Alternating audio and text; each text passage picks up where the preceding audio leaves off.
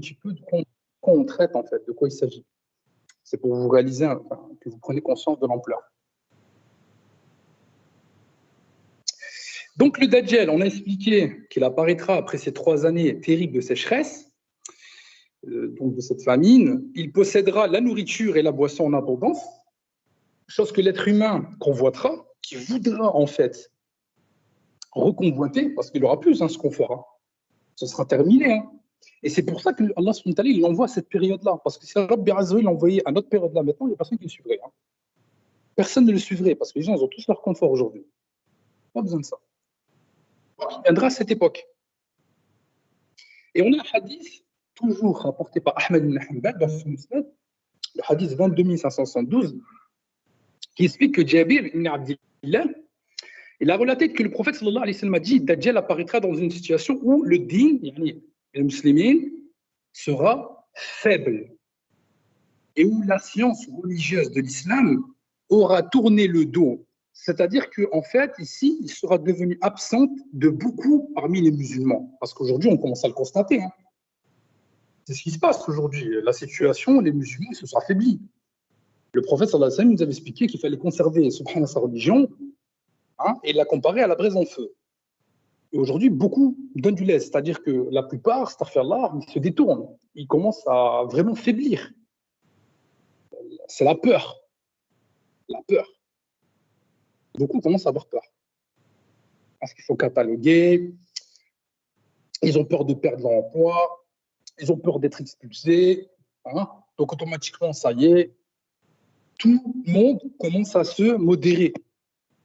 Ils ont peur en fait de discours, ils ont peur, chaque parole qu'ils vont prononcer, ça soit contre eux. Vous voyez? Non, non. Donc ici, le Dajjal, il y aura en fait avec lui une montagne de pain. Le prophète sallallahu alayhi wa sallam dans le hadith explique que le Dajjal, quand il viendra, il aura une montagne de pain. Donc c'est la nourriture ici. Et les hommes seront dans une énorme difficulté, mais malheureusement le suivront. C'est-à-dire en fait, tellement la faim. Vous avez vu quelqu'un quand il a faim, qu'est-ce qui se passe? Il est prêt à tout.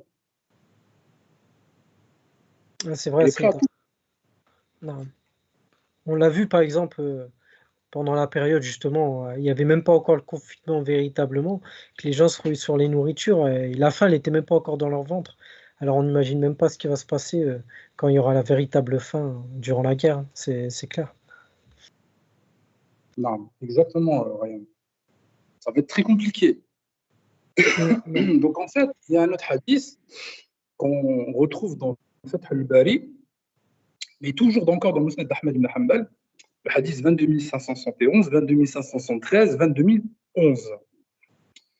Donc un autre compagnon est rapporté du prophète sallallahu alayhi wa sallam lors d'un discours de la Khutbah, il y aura avec lui une montagne de pain et une rivière d'eau.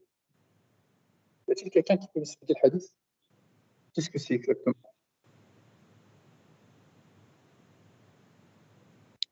Par rapport à ce que tu expliques, ce que tu expliquais précédemment, Cédil, tu l'as dit toi-même que les gens seront affamés, qu'il y aura une sécheresse au niveau alimentaire et aussi au niveau de l'eau.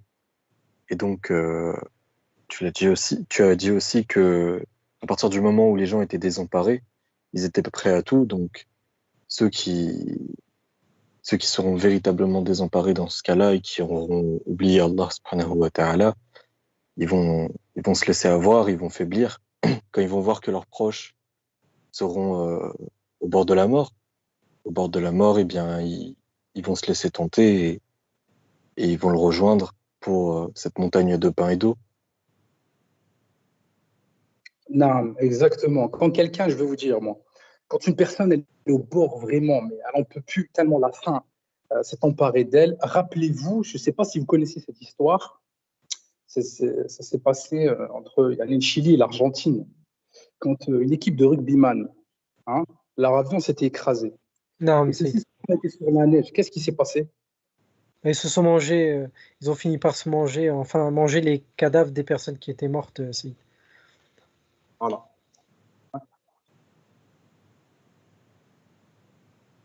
En Russie, voilà, il y a eu ces cas de figure aussi quand ils ont commencé à manger leurs propres enfants, ils se nourrissaient d'eux, ils Bon, parce que c'est la fin elle vous pousse à faire une folie, en fait. C'est ça que vous devez comprendre. Subhanallah. La situation elle est déconcertante. À cette époque, ça va être terrible. Donc ici, on continue. Al-Mughira ibn Shu'ba, il a expliqué à son tour que le prophète sallallahu alayhi wa sallam, il a dit que Dajjal aura avec lui une montagne de pain et une rivière d'eau. Dans une autre version, qu'il y aura avec lui des montagnes de pain et de viande et une rivière d'eau. Rapporté par Muslim dans son Sahih, hadith de 1939. Donc ici, vous voyez un petit peu la situation. Le Dajjal, il va tenter, en fait, avec la nourriture. Donc là, on apprend, en fait, avec quoi va venir le Dajjal. C'est quoi la particularité qui va faire que les gens le suivent? C'est avec votre ventre. C'est pas avec ses paroles, c'est pas avec au niveau de la science. Non, c'est la faim qui va pousser les gens à le suivre. Vous voyez? C'est le jeu. C'est la faim, parce que l'être humain, quand il a faim, c'est pour ça que franchement, moi, j'ai toujours invité les gens à jeûner. Renforcez votre corps, jeûnez, subhanallah. As-siyam. Renforcez votre corps. Apprenez, subhanallah, à jeûner, parce que quand vous jeûnez, masha'Allah, qu'est-ce qui se passe? Votre corps, il se renforce. Vous n'avez pas cette sensation de demande quotidienne. C'est une bénédiction, en fait. En plus, non seulement votre foie, masha'Allah, il se détend, ça purifie vos organes. C'est un bienfait, le jeûne. Vraiment de vertu, même les médecins contemporains ont expliqué par rapport aux jeûnes que font les musulmans. C'est plus à présenter. Donc, si vous jeûnez, comme tu le dis, vous serez en bonne santé. Homme simple, c'est pas que ça protège de la turpitude, parce que c'est pas vraiment ça. Parce que ici, le fait que ça protège de la turpitude, excuse-moi, mais tu as des jeunes qui jeûnent, et pourtant, c'est pas les shahawat qui leur manquent, les jeunes de cité et autres. Moi, j'ai côtoyé des jeunes de cité, je peux t'assurer que dans les quartiers, quand je parle avec eux, et que c'était le mois de Ramadan, frère, arrivé au soir, voilà, ça reparlait de sujets, la hawla wa la quwwata illa billah. C'est ce que je veux dire. C'était pas ça ici. Certes, le hadith du prophète sallallahu alayhi wa sallam, il disait pour ceux qui sont jeunes, pour qu'ils n'ont pas les moyens, par exemple, de se marier, qu'ils jeûnent. S'ils n'ont pas les moyens pour se marier, alors qu'ils jeûnent. Pourquoi? Parce que quand tu jeûnes, tu vas plus penser à ton ventre que shahawat, une pulsion. Vous voyez ou pas?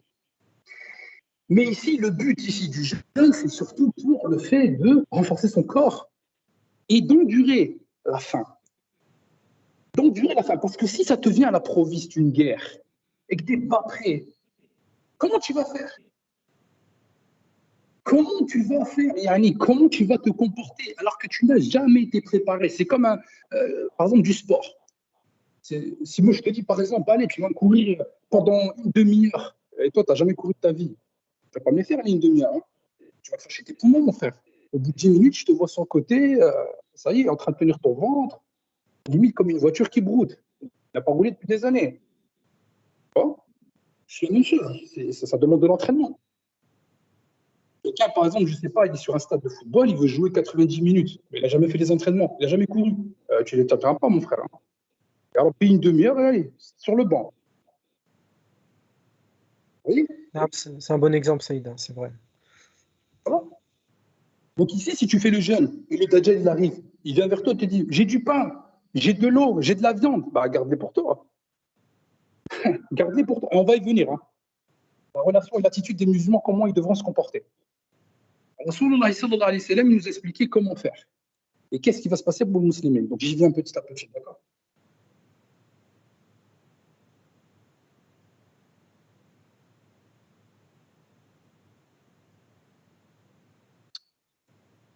Alors, continue, Inch'Allah, à expliquer. Alors, de par al-Fath al-Bari, qu'est-ce qu'il explique Ibn Hajar al-Asqalani? Donc, dans d'autres versions encore, comme on a expliqué, il y aura avec lui de la nourriture. Donc, ça, c'est dans Fath al-Bari, tome 7, c'est la page 116. Par ailleurs, Ibn Hajar, il écrit un commentaire. Il se peut que par le khobs ici, enseigné, c'est-à-dire le pain, il s'agisse de ce que quoi le pain est fait, la fabrication en elle-même, à l'intérieur, c'est-à-dire le blé. Et quand on sait qu'à l'époque des prophètes et des messagers, le blé, c'était comme de l'or. C'était la matière première. Aïssa alayhi salam, ses disciples, quand ils arrivaient à lui, ils donnaient quoi? C'était du poisson et du pain et de l'eau. Hein. C'est tout, il n'y avait rien d'autre. Hein. C'était du luxe. Même du temps du Yusuf as-Siddiq, rappelez-vous, les silos. Rappelez-vous, machallah, le secret de fabrication que Rabbi subhanahu wa ta'ala lui avait enseigné pour pouvoir préserver la population de la famine durant ces 7 années de disette. C'était là une science, et maintenant d'Allah Azza wa Jal, que de conserver l'épi. L'épi. Il fallait le conserver carrément entier, intact. Et de le mettre dans un silo pour le préserver de l'humidité afin qu'il ne devienne pas avarié. C'est une science. Afin qu'il ne deviendra pas avarié. Parce qu'en fait, les prêtres avaient défié Yusuf as-Siddiq. Et ils disaient, nous, on ne va pas les stocker chez vous. Parce que la stratégie de Rabbi subhanahu wa ta'ala, c'était que les notables payaient des impôts. Et une fois qu'ils transmettaient à payer des impôts, en réalité, ce n'était pas pour Yusuf, mais c'était pour la redonner au peuple. Parce que chacun qui donnait en avance récoltait non seulement 3 années. C'était une justice extraordinaire. Tu payes et tu es exempté pendant 3 ans. 3 années, masha'Allah, et après tu deviens même propriétaire de tes terres, de ces terres-là. Vous avez vu, subhanallah ? Tout ça pour la facilité. Tout ça pour l'entraide, c'est l'entraide, ça. Donc ici, les prêtres, qu'est-ce qu'ils ont fait? Ils ont dit non, non, non, nous on a un temple et on va préserver notre grain chez nous. Qu'est-ce qui s'est passé? Regarde ce que Rabbi subhanahu wa ta'ala a fait. Eh bien, leur blé est devenu avarié. Il y a eu des doutes. Il y a eu, subhanallah, des vers qui ont commencé à sortir. Quand les gens ont commencé à voir ça, ils ont vu, subhanallah, que la connaissance était chez qui? Chez le prophète Yusuf. As-Siddiq alayhi salam. Oui. Donc ça, c'est ravim, la connaissance. Donc le blé, machallah, était stocké dans son entièreté avec son épi, direct. Et de le mettre dans des silos appropriés afin que l'humidité ne pénètre pas. C'est une stratégie. Donc on constate quoi? Que quand Allah subhanahu wa ta'ala, il a fait descendre une dizaine, parce que la famille de Yusuf as-Siddiq, ils habitaient où? كانوا في قنعان. كانوا يعيشون في قنعان. قنعان c'est où? قنعان c'est où? Quelqu'un peut expliquer c'est où قنعان?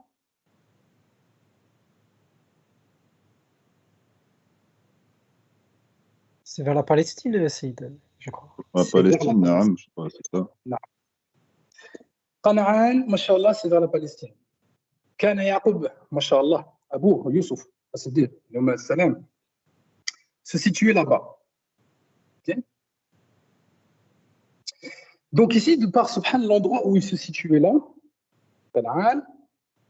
il devait traverser ce désert pour arriver à l'Égypte. Et quand il arrivait, subhanallah, dans la porte de l'entrée de l'Égypte, ils allaient chercher, mashallah, leur nourriture. Et ça, c'était une stratégie émanant d'Allah Azza wa Jalla. Parce que tous les territoires, tous les pays avoisinants de l'Égypte étaient touchés par la famine, sauf l'Égypte. Subhanallah, parce que Allah subhanahu wa ta'ala avait placé son wali, son représentant. Et c'était Yusuf as-Siddiq alayhi salam, qui avait la connaissance, bénéficiait de la connaissance. Et donc ici, tout le monde venait chercher le blé. Donc quand ils sont ensuite rentrés dans ce pays et qu'ils ont, masha'Allah, pris ce blé, la stratégie s'est mise en place d'Allah Azza wa Jal afin qu'après 36 années de séparation entre un père et un fils, Allah Azza wa Jal a fait, masha'Allah, la terminaison de cette épreuve douloureuse. La famine s'en est allée et la réjouissance est venue. Regardez ça. Donc ici, subhanallah, avec le Dajjal, c'est la même chose. Il y aura cette fameuse épreuve, encore une fois, de disette, où, subhanallah, il y aura le jour pour les musulmans et pour l'ensemble, jusqu'à la descente de Isa alayhi salam. Et quand Isa alayhi salam viendra avec son temps d'abondance. Les gens ont trop cru, subhanallah, qu'Isa alayhi salam, quand il va arriver, il va y avoir, subhanallah, quelque chose d'extraordinaire. Non? Parce que la chose qui est extraordinaire, c'est juste la continuité de ce que Rabbi il a expliqué. Non. À travers, subhanallah, le Mahdi, à travers l'épreuve de tenir face au Dajjal, et à travers la fin de Yajouj wa Majouj. D'accord? À travers la fin de Yajouj wa Majouj. Donc ça, c'est extraordinaire. Donc ici, quand le Mahdi était à son époque, les gens n'ont pas compris les hadiths qui disent qu'autant que le Mahdi, il y aura l'abondance. Non, mais c'est déjà le cas là. Vous avez l'abondance, vous traversez, subhanallah, les contrées, vous mangez à satiété, vous êtes, subhanallah, dans le confort, dans vos maisons, dans vos chaumières, vous avez l'électricité, vous avez l'eau courante, vous avez le gaz, vous avez tout, subhanallah, à portée de main, et les gens n'ont pas encore médité sur ça. Et les gens se disent, quand tu auras le Mahdi, il y aura. Mais t'es déjà à l'époque de Mahdi, car il est dit dans les hadiths à son époque. Et c'est à partir de 1400 de l'hégire que Rasulullah a évoqué pour le Mahdi. On est en 1442. N'êtes-vous pas à l'époque de Mahdi? Ne constatez-vous pas de par la vision, de par vos yeux? Ne constatez-vous pas les hadiths qui disaient qu'à l'époque de Mahdi, son frère pourra communiquer et le voir, alors qu'ils sont différenciés sur une durée de kilomètres? Comment tu peux faire cela? Comment tu peux imaginer cela alors qu'à l'époque, il n'y avait pas tout ça? Et à l'autre époque, c'est possible. Skype, Viber, WhatsApp, Messenger, c'est l'Internet. C'est l'Internet. On est bien à l'époque des Mahdi. En revanche, ils disent à l'époque du Dajjal, il y aura plus toutes ces choses, dans le sens où, subhanallah, c'est la destruction, c'est la famine, c'est la disette. Vous voyez un petit peu comment on différencie un petit peu les époques et la chronologie? Vous m'avez entendu, les Khouan? Naam, Saïd, mashallah. Naam, Saïd, mashallah. Oui, Saïd. Si une personne raisonne, si une personne vraiment elle raisonne bien, qu'est-ce qu'elle va se dire? Elle va dire par Allah que le mystère il est déjà élucidé. Wallah que le mystère il est élucidé. Et pour cela, il faudrait-il encore avoir la connaissance?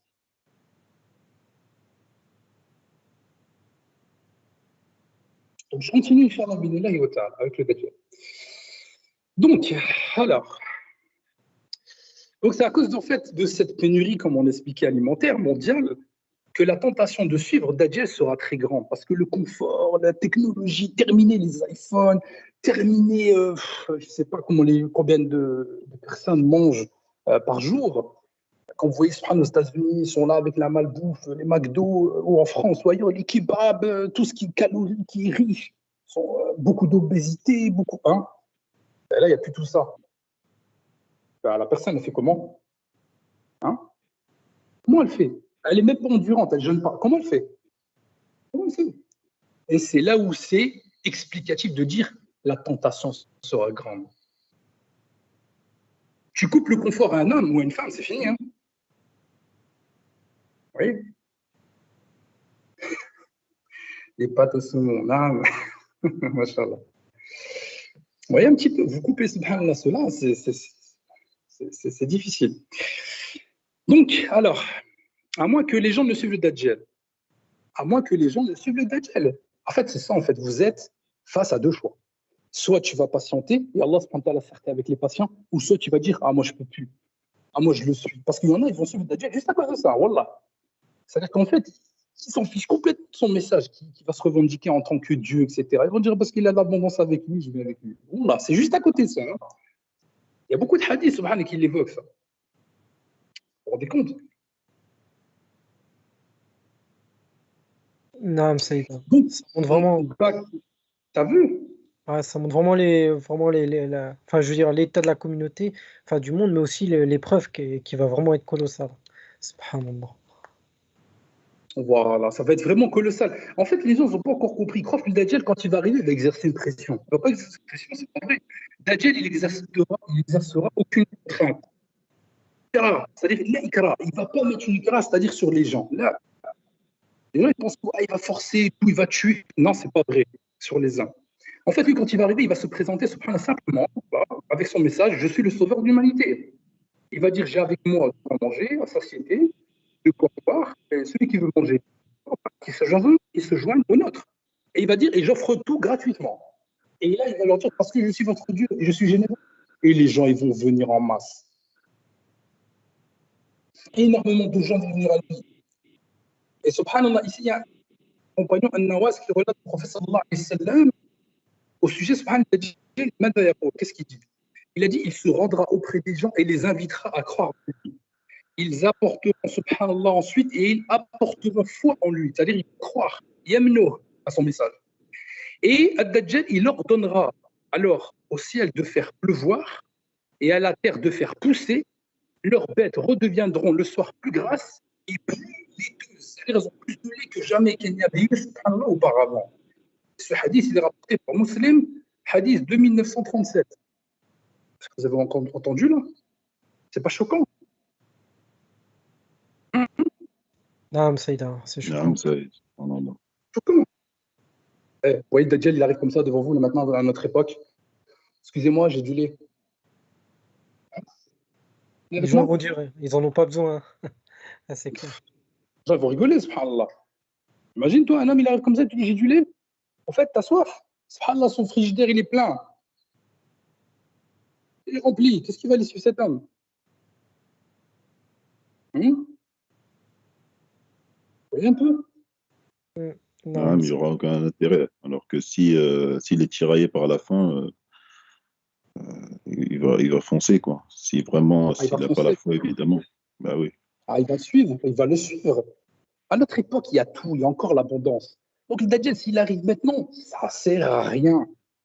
Personne ne va le suivre parce qu'il y a déjà de tout. Mais quand il y aura le chaos et le désordre, et que cette guerre mondiale, elle va tout raser, les usines, les supérettes, les hypermarchés, là, cet homme va sortir. Cet homme malfaisant, diabolique, va sortir. Et il aura à ses côtés des shayatines. Les shayatines, subhanallah, qui vont donner des visions. Des shayatines qui vont ensuite voir des gens qui eux-mêmes ont des intentions, qui eux-mêmes ont des pensées. Le Dajjal ne les connaît pas. Alors comment il peut savoir? Comment le Dajjal peut savoir ce que cette personne désire, sa vie ou certaines choses? Allez, est-ce que quelqu'un peut me le dire? J'aimerais que quelqu'un dans le chat me dise ça. Allez, comment? Ah, sur le chat. Ouais, mais vous, c'est normal, je vous explique. Ouais, c'est pour ça. Moi, je veux savoir, eux, qu'est-ce qu'ils vont me répondre? Ceux qui sont sur le chat, comment Subhanahu wa Ta'ala va-t-il réussir à savoir? Parce qu'il n'y a qu'Allah Subhanahu wa Ta'ala qui connaît les contenus des poitrines. Inna Allah ya'lamu bidhati sudur. Seul Allah connaît le contenu des poitrines. Seul Allah Subhanahu wa Ta'ala vous connaît. Comment se fait-il que Dajjal, qu'il arrive de nulle part, il vous connaît et il sait que ce que vous faites et ce que vous pensez, etc., etc. Voilà.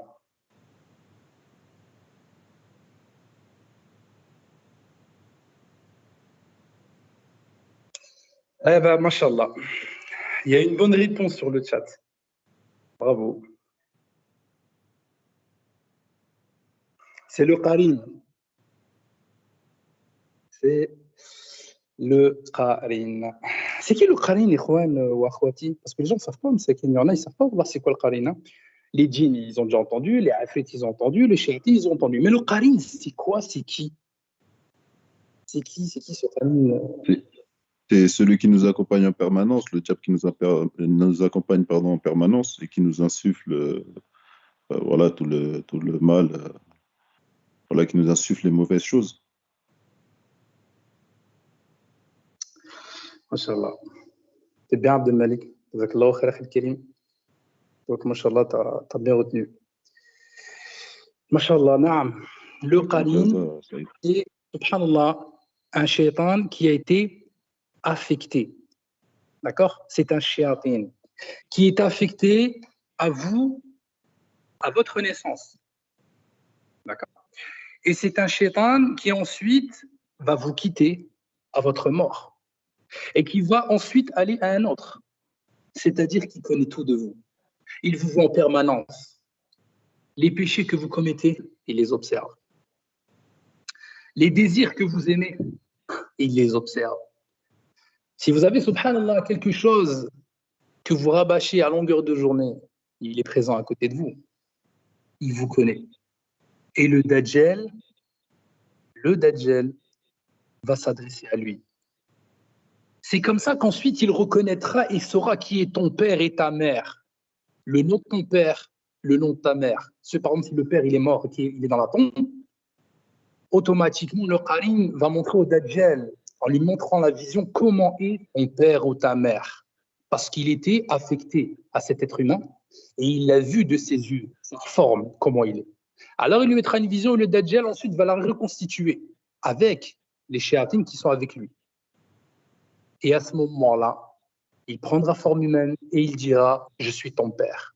Suis-le, il est ton maître. C'est vraiment ton Dieu. »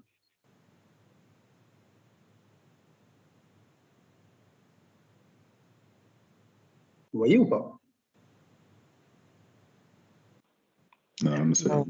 Non, on voit le vice hein, dans sa stratégie, hein, subhanallah.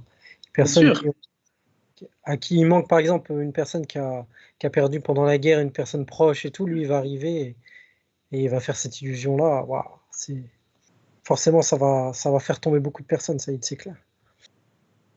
Bien sûr, exactement. Donc ici, le qarin, il est expliqué, et les gens ne savent pas c'est qui véritablement ce qarin, qu'est-ce qu'il fait, etc. Le qarin, c'est un shaytan, comme on a dit, qui est affecté, mais qui n'a pas de pouvoir. Il n'a pas véritablement un pouvoir sur les personnes, parce qu'il y en a beaucoup qui pensent que le qarin a un pouvoir ou qu'il exerce quelque chose, une grande influence, qu'il te possède. Non, le qarin ne te possède pas. Il n'a rien à voir avec les djinns et les shayatines ou les afrits qui, eux, possèdent des êtres humains. D'accord? Le qarin, il est affecté uniquement pour te murmurer. C'est-à-dire que lui, il te souffle la tentation. C'est lui, en fait, qui t'empêche quand tu fais ta prière. C'est lui qui est à tes côtés pour tout faire pour t'égarer. Il n'a rien à voir, subhanallah, avec le terme d'Iblis, quand les gens disent « Oh, c'est Iblis ». Qui m'a fait ça. Non, c'est pas Iblis qui t'a fait ça, c'est ton qarin, tout simplement. Vous voyez?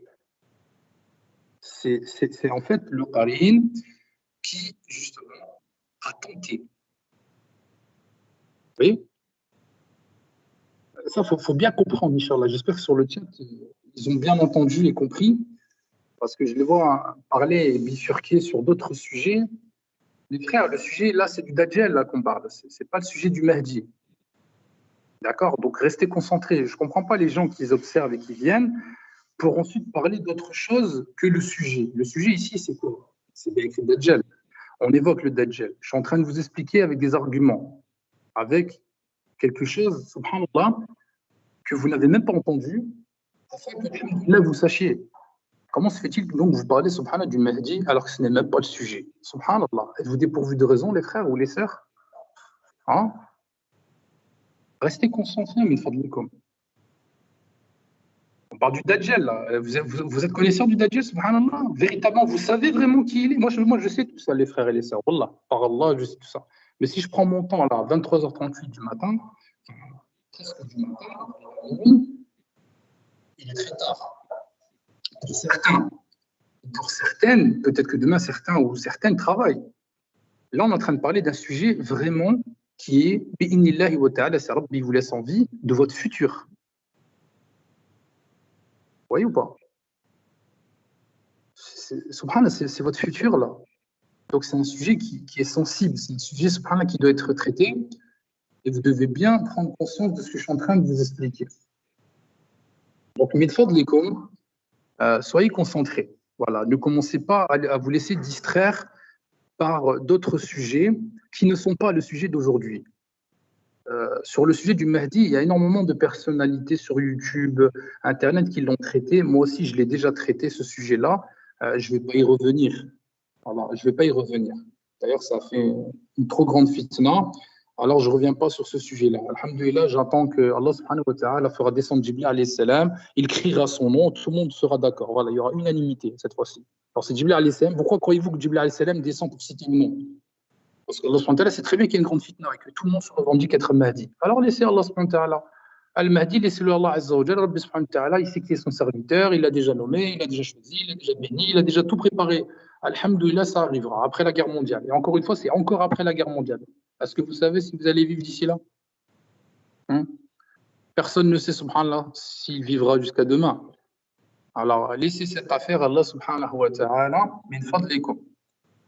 Donc ici, Inch'Allah, binillah, votre qarin, pour rester, Inch'Allah, dans le sujet, sachez que subhanallah, il n'a aucun pouvoir sur vous et Allah subhanahu wa ta'ala, il explique. Donc on va un peu, Inch'Allah, expliquer les paroles d'Allah subhanahu wa ta'ala, afin que vous sachiez, Inch'Allah, ce qu'il en est. بعد أعوذ بالله من الشيطان الرجيم بسم الله الرحمن الرحيم ولقد خلقنا الإنسان ونعلم ما توسوس به نفسه ولقد خلقنا الإنسان ونعلم ما توسوس به نفسه ونحن أقرب إليك من حبل الوريد إذ يتلقى المتلقيان عن اليمين وعن الشمال قعيد ما يلفظ من قول إلا لديه رقيب عتيد وجاءت سكرة الموت بالحق ذلك ما كنت منه تحيد ونفخ في الصور ذلك يوم الوعيد وجاءت كل نفس معها سائق وشهيد لقد كنت في غفلة من هذا فكشفنا عنك غطاءك فبصرك اليوم حديد وقال قرينه هذا ما لدي عتيد. سمعوا جيدا إن شاء الله ما قال الله عز وجل قرينه وقال قرينه هذا ما لدي عتيد ألقي في جهنم كل كفار عنيد مانع للخير معتد مريب الذي جعل مع الله إلها آخر فألقياه في العذاب الشديد قال قرينه ربنا ما أطغيته ولكن كان في ضلال بعيد قال لا تختصموا لدي وقد قدمت إليكم بالوعيد ما يبدل القول لدي وما أنا بالظلام للعبيد يوم نقول لجهنم هل امتلت وتقول هل من مزيد وأزلفت الجنة للمتقين غير بعيد هذا ما توعدون لكل أواب حفيظ من خشي الرحمن بالغيب وجاء بقلب منيب ادخلوها بسلام ذلك يوم الخلود لهم من يشاءون فيها ولدينا مزيد. Donc Allah subhanahu wa ta'ala ما يقول في سورة قاف وقال قرينه هذا ما لدي عتيد قال قرينه هذا ما لدي عتيد. Donc قرينه sera présenté l'yawm al-hisab. D'accord? قرينه c'est son shayatin. Il sera présenté l'yawm al-hisab à côté de celui qu'Allah subhanahu wa ta'ala l'a placé du jour de son vivant, de sa naissance hatta al-maut, jusqu'à sa mort. Donc Allah subhanahu wa ta'ala ماذا يقول وقال قرينه هذا ما لدي عتيد ويقول أيضا قال قرينه ربنا ما أتيته ولكن كان في ضلال بعيد. Donc ici, Cheikh, il va dire quoi? Ya Allah, ce n'est pas moi. Allah subhanahu wa ta'ala va s'adresser à eux deux. Et celui-ci, Shaitan, son qarin, va s'adresser à Allah subhanahu wa ta'ala. Donc son camarade Shaitan dira Seigneur, ce n'est pas moi qui l'ai fait transgresser. Mais il était déjà dans un profond égarement. Wallah subhanahu wa ta'ala va répondre. Et Allah azza wa jalla dira ne vous disputez pas devant moi, alors que je vous ai déjà fait part de ma menace. Et chez moi, la parole ne change pas et je n'opprime nullement les serviteurs. Allah subhanallah. La ilaha illallah. La ilaha illallah wahdahu la sharika lah. Rabbana subhanahu wa ta'ala ne fait pas de tort à ses serviteurs. Donc le qarin qui est présent à côté de l'être humain, ce n'est pas lui qui le fait descendre dans laquelle de ce qu'il est. C'est l'être humain lui-même, ya ikhwan wa akhwati, c'est lui qui tombe malheureusement. C'est lui, il fait que souffler. Lui, il ne fait que dire. Mais qu'est-ce qui se passe? L'être humain, malheureusement, écoute ces murmures. Donc, c'est votre qarine, subhanallah, qui vous murmure. Comme je vous expliquais, par exemple, Salat al-Fajr, ne te lève pas. Quand tu es en prière, il te dit, ah, t'as ça à faire. Et ensuite, subhanallah, tu oublies la prière. Tu oublies carrément la concentration avec Allah subhanahu wa ta'ala. Quand, par exemple, il y a une fille qui passe ou autre, il te dit, tourne ta tête. Regarde-la. Il n'a jamais là, elle est belle. Et après, tu as tourné ta tête. Vice-versa pour une femme avec un homme. C'est votre qarine. Mais le qarine ne vous force pas à faire les choses. Il ne vous force pas. C'est pour ça que Rabbi subhanahu wa ta'ala explique, Allah Jalla wa ala, il vous explique c'est qui votre qarine dans le Coran al-Karim. قال قرينه ربنا ما أطغيته ولكن كان في ضلال بعيد. Donc ici, il explique en disant Seigneur. Donc en fait, قرين يعرف ربي سبحانه وتعالى. يعرف الله سبحانه وتعالى. Donc votre qarine, il sait c'est qui votre Seigneur. Il sait c'est qui Jalla Jalalu. Il sait c'est qui votre Créateur. Naam, et il le sait également que c'est son Créateur. Vous avez compris ou pas? Hein? Donc ça, c'est impressionnant. Hein? C'est ça que vous devez comprendre. Et Ikhwan, mais comme sur le chat, subhanallah, je suis en train de vous expliquer une chose et vous êtes en train de vous disputer, je suis en train de vous voir. Restez milfadlikum concentrés entre vous. C'est, s'il vous plaît, milfadlikum, hein? C'est un sujet important. On est en train d'évoquer le Coran, on est en train d'évoquer justement votre qarine, yani, qui est en train, subhanallah, de vous faire changer, de vous transformer, subhanallah, de vous ramener vers la turpitude, de vous ramener vers la débauche, vers l'indécence et de vous ramener surtout dans la confrontation entre vous. Ah, c'est votre conjecture, min fadlikum. Concentrez-vous, Inch'Allah. On est, alhamdoulilah, tous ensemble, on est des frères, on est des sœurs fillah.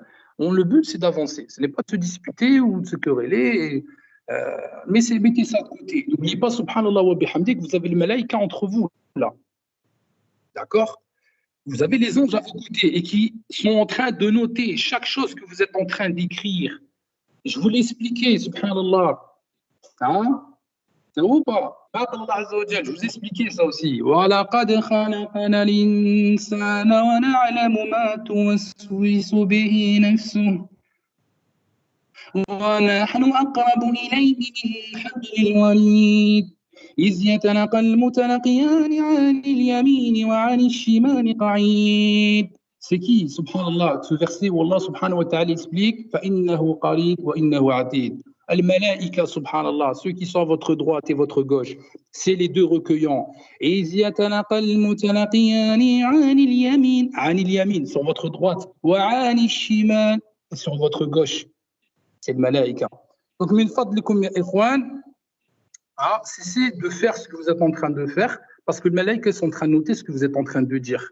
D'accord? Là, le sujet, il est très important, et on prend le temps, bi'inillahi wa ta'ala, pour avancer. On n'est pas là pour se disputer, ni se quereller. On est là pour avancer, Inch'Allah, où le malaïka est en train de noter ce que vous êtes en train de dire. Ne perdez pas votre journée.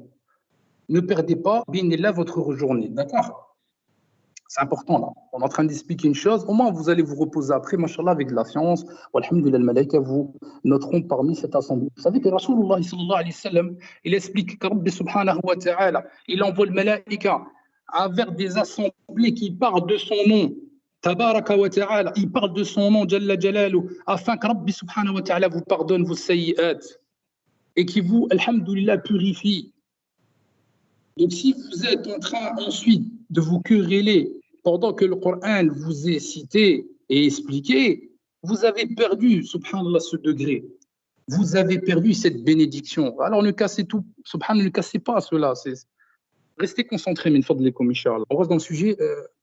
Voilà, donc c'est une petite parenthèse que j'ai voulu évoquer. Maintenant, à présent, vous savez c'est quoi le qarin et vous savez comment le Dajjal va tenter. Le Dajjal va tenter, subhanallah, les serviteurs d'Allah, subhanahu wa ta'ala.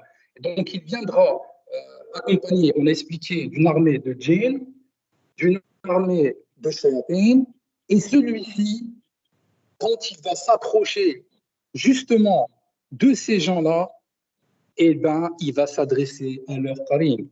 Et quand il va s'adresser à leur qarin, ce qarin, il va tout dire au Dajjal. Il va dire, il est comme ça, il est comme ceci. Et sa pensée, elle est toujours avec ceci, avec cela. Il aime ça, il aime ceci. Non, il déteste ça. Son père s'appelait un tel, sa mère s'appelait un tel, son frère s'appelait un tel, il a vécu dans telle région. Et le shaitan, subhanallah wa bihamdi, vont commencer à faire leurs plans et leurs ruses. Et ensuite, le Dajjal, il va lui montrer qu'il est connaisseur et qu'il est son seigneur. Et eux, ensuite, qu'est-ce qu'ils vont faire? Ils vont dire, ah, bah, c'est vraiment lui, hein, parce qu'il sait tout de moi, ça ne peut être que le Seigneur. Et voilà comment il va tromper. Voilà comment, subhanallah, Dajjal al-A'war, donc le Dajjal, le borgne, il va tromper, subhanallah, les créatures d'Allah, subhanahu wa ta'ala. Comment? Eh bien, avec cette connaissance trompeuse qui est de par le Qarin. La deuxième, avec, subhanallah, al-Jou', la faim de par les serviteurs d'Allah, à travers cette famine, cette dure épreuve. Maintenant, on va continuer, Inch'Allah. OK? Donc, d'après Ibn Omar, radiallahu anhu, قال النبي صلى الله عليه وسلم على الدجال الدجال descendra dans le marécage dit Mariqanet. Et la plupart de ceux qui viendront l'y rejoindre seront des femmes. Regardez, écoutez bien ça, c'est très important. La plupart des subhanallah qui le rejoindront seront des femmes. Au point que l'homme retournera à son épouse ou sa mère ou sa fille ou sa sœur ou sa tante afin de les attacher pour les empêcher d'aller le rejoindre. Raou Ahmed, fi Musnadih, vers subhanallah numéro 5099. D'accord? Donc, ici, vous voyez que la plupart qui voudront rejoindre le Dajjal, eh ben, ce sera qui? Ce sera des femmes. Est-ce que quelqu'un peut m'expliquer pourquoi des femmes? Saïd, parce que, machallah, les femmes ont un esprit très, très développé au niveau du sentiment pour leurs proches. Et quand elles vont voir que les enfants, par exemple, vont mourir de faim, de soif, que leurs parents aussi, etc., elles vont... Voilà, ça va être dur pour elles. Tu me corriges si je me trompe, Saïd. En fait, c'est simple. On va laisser la parole aux femmes. C'est-à-dire que c'est les femmes qui sont le plus à même de se connaître. Donc, elles nous expliquent le pourquoi. Ça serait bien si, ici, dans le chat, Naam, les femmes nous expliquent le pourquoi. Parce que la femme se connaît. La femme sait, subhanallah, c'est quoi pour la défaillance ici, chez elle, qui la pousserait à aller voir le Dajjal. Pourquoi? Donc, qu'est-ce qui va ressortir le plus sur l'unanimité parmi les femmes qui sont sur le chat? C'est quoi exactement?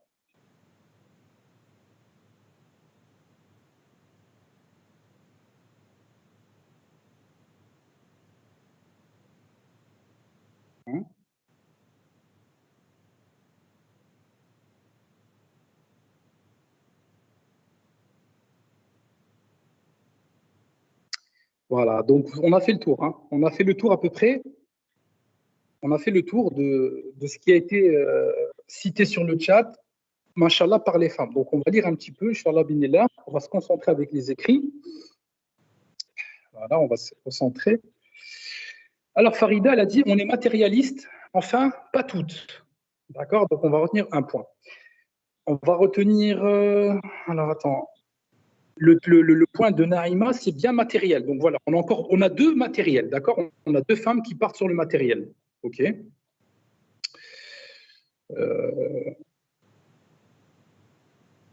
Alors, on a quoi d'autre? Alors, on a Adam qui nous dit voir ses enfants affamés. Voilà, donc on part sur le sentiment. Ça rejoint aussi en fait la pensée des hommes, en fin de compte. Ça se voit qu'il y a des hommes mariés. La preuve, Abdallah, tu dis comme ma femme, voilà. Donc on a Wassila qui nous dit on est plus sensible. Oui, donc voilà, on a donc la susceptibilité, on a la sensibilité, on a le matériel qui ressort. Qu'est-ce qu'on a d'autre?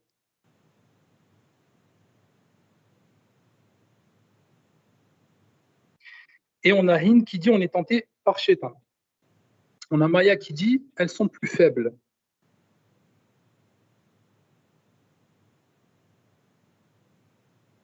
D'accord. Bon, en fait, on a fait un peu le tour. C'est le matériel, la sensibilité, la fragilité. Qari, elle a dit la fragilité, d'accord. On est influençable, ok, d'accord.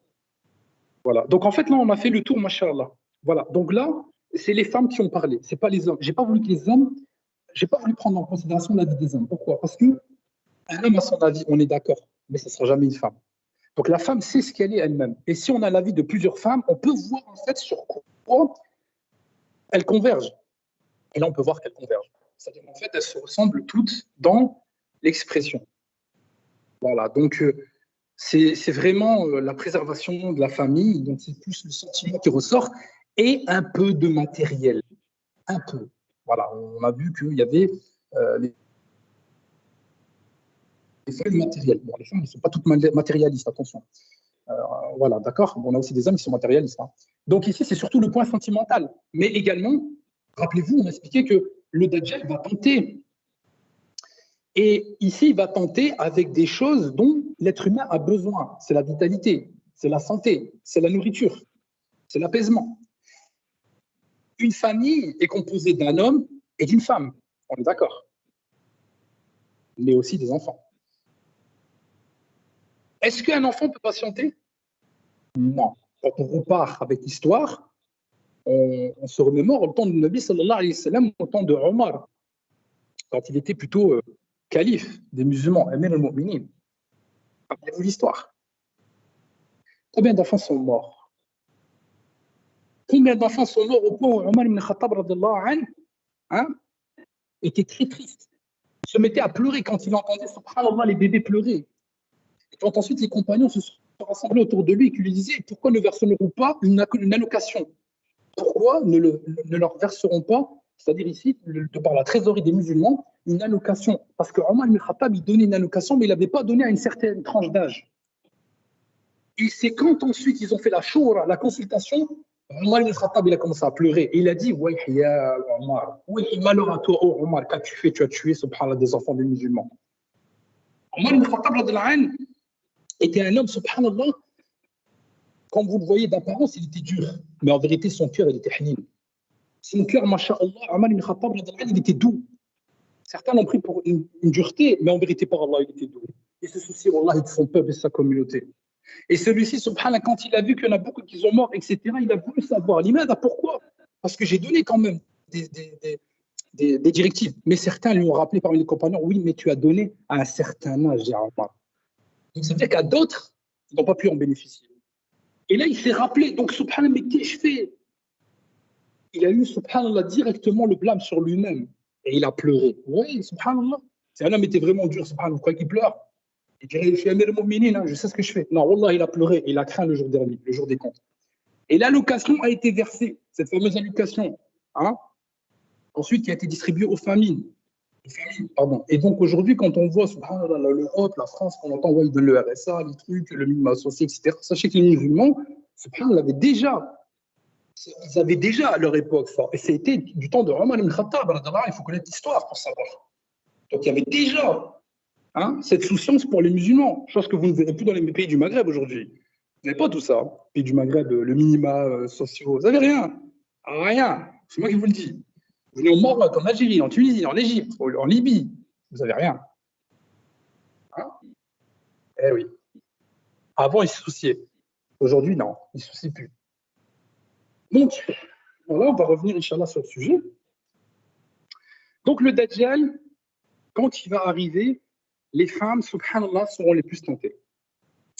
L'imam Ahmed, rahimahullah, il a rapporté, subhanallah, de par Jabir ibn Abdallah, anhuma, que le messager d'Allah sallallahu alayhi wa sallam, il a expliqué l'Antéchrist fera son apparition à une époque de régression de la religion et de la science religieuse. Hadith 14426. Toujours, on en revient encore à qui? Que je cite Ahmed ibn Hanbal. Donc là, regardez les références que je vous cite. Je vous cite, subhanallah, l'époque des salaf et salih. Je ne cite pas n'importe qui, moi. Je ne cite pas des contemporains, ou Uthaymin, Ibn Baz, tous ces chouïrs, subhanallah, wa bihamdi, anthropomorphistes. Je vous cite les salaf et salih. Afin que vous voyez un petit peu, subhanallah, qui ils sont. Qu'est-ce qu'ils vous rapportent? C'est la vérité que je vous cite. Ok? Et c'est ainsi que vous pouvez comprendre mieux votre religion. Donc, on est ici dans le sujet du Dajjal. On a évoqué pas mal de sujets et on reste dans la continuité. Donc l'Antéchrist fera son apparition à une époque de régression de la religion et de la science religieuse. N'est-ce pas aujourd'hui le cas? Rasulullah sallallahu alayhi wa sallam, il a dit qu'à la fin des temps, ils suivront des dévots subhanallah ignorants. C'est-à-dire qu'il y aura des personnes qui parleront de sujets religieux, mais ils n'ont aucune science. Et c'est de l'ignorance qui en ressort de leur bouche. N'est-ce pas l'époque dans laquelle on vit? Combien de personnes sont sur YouTube et sur les réseaux sociaux, ils se mettent à parler subhanallah de la religion, hein, alors qu'ils n'ont pas la science. Ils n'ont pas la science, c'est la vérité. Ils parlent de sujets religieux, mais n'ont pas ici la capacité adéquate pour pouvoir justifier de la religion. Rappelez-vous les versets d'Allah subhanahu wa ta'ala. Qu'est-ce qu'on avait expliqué dernièrement? Dans un des lives, on avait expliqué qu'Allah subhanahu wa ta'ala, il nous avait dit بعد أعوذ بالله من الشيطان الرجيم بسم الله الرحمن الرحيم ومن الناس ما يجادل في الله بغير علم ومن الناس ما يجادل في الله بغير علم ويتبع كل شيطان مريد كتب عليه أنه من تولاه فأنه يدل ويهديه إلى عذاب السعير. Donc ici, il y a des gens parmi la masse, la population, qui vont s'exprimer, sur des sujets d'Allah subhanahu wa ta'ala concernant le religieux sans aucune science. يقول الله سبحانه وتعالى من يجادل في الله بغير علم. Donc en fait, il s'exprime sur le sujet de la science religieuse sur notre compte sans science, sans la religion, sans la connaissance. Et ensuite, Allah subhanahu wa ta'ala, qu'est-ce qu'il dit? Il dit en suivant tout shaitan rebelle. C'est-à-dire qu'en fait, shaitan, rappelez-vous ce qu'on expliquait, son qarin, il le connaît. Et son qarin a le poussé à lui faire al-ta'bir. Allah subhanahu wa ta'ala يقول كتب عليه أنه من تولاه فأنه يدله ويهده إلى عذاب السعير. Donc c'est le shaitan qui va faire en sorte subhanahu que celui-ci va complètement l'égarer du sentier d'Allah subhanahu wa ta'ala. Et Allah subhanahu wa ta'ala, il va encore plus loin dans l'explication du Coran al-Karim vis-à-vis de la situation quand les versets ou quand la science est présentée à quelqu'un, qu'est-ce qui se passe? Eh bien, les gens persistent. C'est-à-dire, en fait, il y a des gens subhanahu qui discutent au sujet d'Allah sans aucune science, ni guide. Rabbi Azza wa Jal, il va parler, il même citer le guide qu'il n'y en a pas. De livres, il n'y en a pas pour les éclairer. Et ils vont afficher une attitude orgueilleuse. Donc Allah subhanahu wa ta'ala يقول ومن الناس ما يعبد الله على حرف فإن أسبه خير اطمأن به وإن أسبته فتنة انقلب على وجهه خاسرة الدنيا والآخرة ذلك هو الخسران المبين ومن الناس ما يجادل في الله بغير علم ولا هدى ولا كتاب منير. Donc Allah subhanahu wa ta'ala dit بغير علم ولا هدى, هدى c'est la guidée, ولا كتاب منير, son livre. Donc il n'y a pas de livre, il n'y a pas de guide, mais bien sûr Allah subhanahu wa ta'ala. Et il n'y a pas. والله سبحانه وتعالى يقول بعد هذا الآية ثاني عطفه ليضل عن سبيل الله له في الدنيا خزي ونوزقه يوم القيامة عذاب الحريق ذلك بما قدمت يداك وأن الله ليس بالظلام للعبيد. On revient comme le verset subhanahu surat Qaf. Allah subhanahu wa ta'ala n'opprime pas ses serviteurs. Il n'opprime pas ses serviteurs et qu'il a déjà expliqué ce qu'il en était. C'est-à-dire que sa parole elle est inchangée, hein, et que tout a déjà été expliqué clairement dans ce bas monde. Ok? Comme Allah subhanahu wa ta'ala explique, il rappelle par le Coran celui qui craint la menace. D'accord? Donc Allah subhanahu wa ta'ala est clair, il est wadah ici dans l'explication vis-à-vis du fait que l'être humain, il doit, mashallah, être attentif à tout ce que Rabbi subhanahu wa ta'ala nous a donné. Donc il y a des gens, ils vont parler au sujet d'Allah sans aucune science, sans aucune guidée, sans aucun livre. Donc, il n'y a pas d'ouvrage. Par exemple, ici, nous, on présente, dès qu'on a expliqué, les ouvrages des salaf salih. Donc, on a quelque chose. Rappelez-vous le verset qu'on a expliqué de Surat Youssouf. C'est le verset 108. Et qu'est-ce que Rabbi subhanahu wa ta'ala, il expliquait, dit, ceci est ma voix. C'est-à-dire, voici ma voix. J'appelle les gens à la religion d'Allah. Moi et ceux qui me suivent, nous basant sur une preuve évidente, gloire à Allah, je ne suis pas du nombre des associateurs. قل هذه سبيلي أدعو إلى الله على بصيرة أنا ومن اتبعني وسبحان الله وما أنا من المشركين. Donc ici tu dis aux gens على بصيرة أنا ومن اتبعني. Donc pour ceux ici qui nous suivent, nous basons sur une preuve évidente, gloire à Allah subhanahu wa ta'ala. Gloire à Allah subhanahu wa ta'ala, wa ma ana min al-mushrikin. Wa ma ana min al-mushrikin. Donc ici, tu n'es pas parmi les associateurs, mais tu es plutôt parmi ceux qui vont, alhamdoulilah, éclairer la voie d'Allah avec al-bayyina, avec al-hidayah. Donc ici, subhanallah, c'est l'éclaircissement. Comme Allah subhanahu wa ta'ala, il explique. Donc, surat ar-Rahman, ar-Rahman, علم القرآن خلق الإنسان علمه البيان علمه البيان. Allah subhanahu wa ta'ala lui a enseigné علمه, c'est une science qui est descendue. علمه البيان, l'éclaircissement. Il lui a donné subhanahu cette guidée. Il lui a donné le discernement, le Furqan, dans le fait d'éclairer et d'être éclairé. C'est pour ça qu'Allah il explique de par la crainte. Ittaqullah, ittaqullah, quand vous craignez Allah subhanahu wa ta'ala, ittaqullah, Rabbi nous dit liman yattaqullah. Allah subhanahu wa ta'ala lui dit, si tu crains Allah, il t'accordera alors du discernement dans le fait de savoir ce qui est bien, ce qui est faux. C'est aussi simple que ça. Si tu crains Allah subhanahu wa ta'ala, Rabbi, dans le Coran, donc en fait, il lui accorde subhanallah le fait de discerner entre le vrai et le faux. Donc ça, c'est très important dans la religion pour avancer, Inch'Allah, binillah wa ta'ala.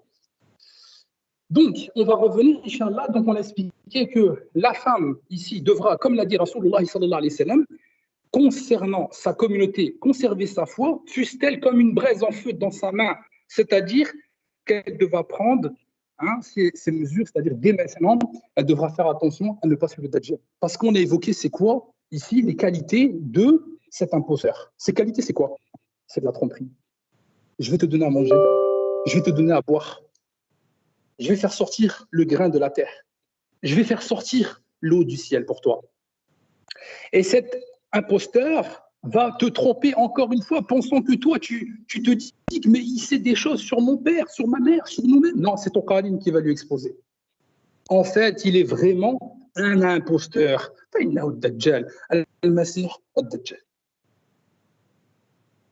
Donc cela sera une époque très difficile à supporter. Durant la guerre mondiale nucléaire, le Moyen-Orient sera complètement en ruine, à cause de la guerre qui va s'en suivre entre l'Iran et les États-Unis, alliés des pays arabes et Israël. Okay? Tout va commencer à partir de là. Donc si on prend maintenant le hadith de Asma bin Yazid, qu'on avait expliqué, le messager d'Allah sallallahu alayhi wa sallam explique ici, par Dieu, nous pétrissons notre pâte. Et nous n'avons pas fini de la faire cuire que nous éprouvons al-jour, la faim.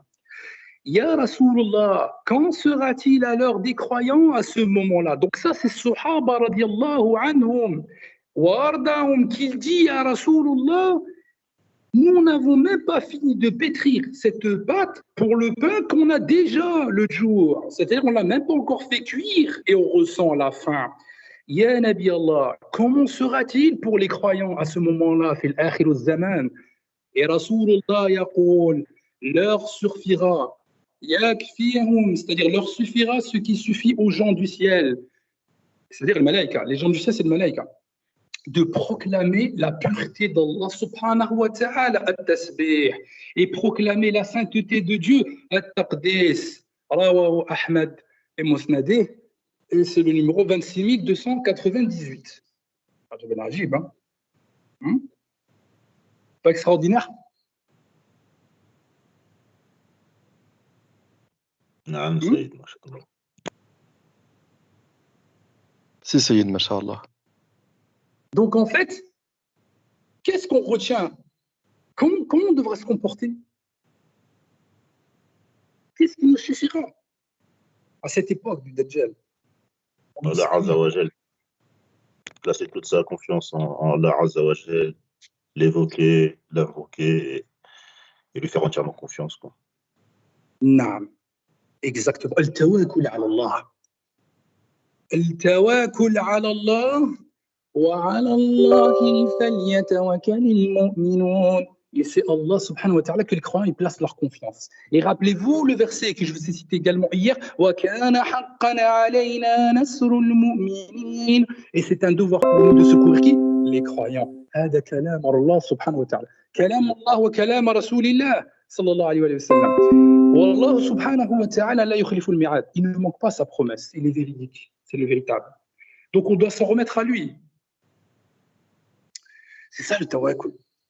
Mais le vrai tawakkul, avec le cœur, c'est pas avec l'islam. Parce que cette époque, elle sera difficile. Savez-vous qui c'est, subhanallah, qui échoueront à cette épreuve-là et qui malgré tout ressentiront la faim? Qui c'est? Je crois. Man.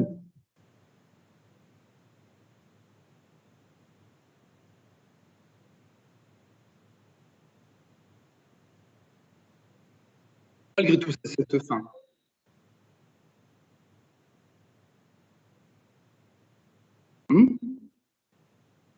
Ouais, ça a coupé, ça. Ouais, je vous disais, qui ressentira cette faim? Malgré tout ça, qui va quand même la ressentir? Les croyants, c'est ceux qui vont s'accrocher, ils vont souffrir, mais il y aura une fin à tout ça. Mais ils vont ressentir la fin. Ça, Ils vont ressentir la faim. Les mu'minines vont ressentir, subhanallah, ça sera une terrible épreuve. Une terrible épreuve. Et qui vont échouer à cette épreuve? Hein? Qui c'est? Ceux qui vont suivre le Dajjal, tous ceux qui vont... Al-munafiqin. C'est les munafiqin, les hypocrites. Quand les munafiqin vont voir le Dajjal se rapprocher d'Al-Madina Munawwara, il y aura un tremblement de terre et ceux-ci sortiront de la ville. Et Allah subhanahu wa ta'ala purifiera Al-Madina Munawwara et ils repartiront avec le Dajjal, car le Dajjal ne pourra pas rentrer dans Al-Madina Munawwara. Il restera devant les portes préservées et gardées de par les malaïka et les gens subhanallah le rejoindront.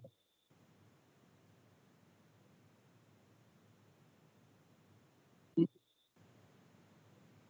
vous rendez compte? Ça va être une épreuve terrible. Certaines personnes. Et je vous l'ai dit, ceux qui avaient l'habitude de jeûner, c'est normal. Ça ne va pas être une si grande épreuve pour cela.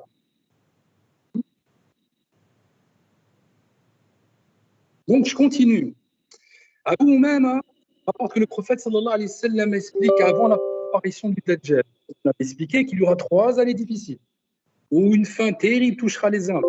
Suite, la même description. S'ensuit la même description de ces 3 années de disette.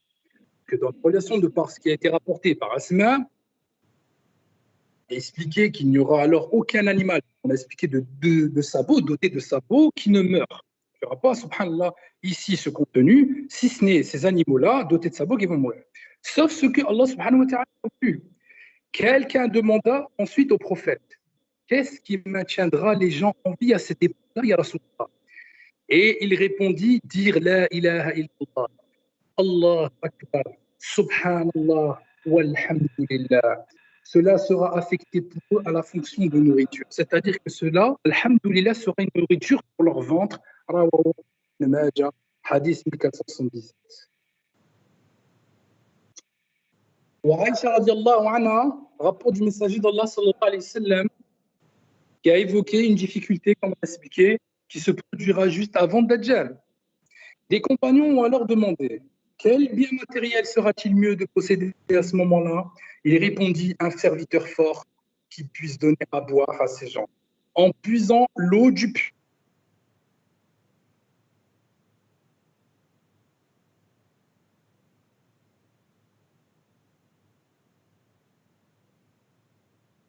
nourriture du croyant.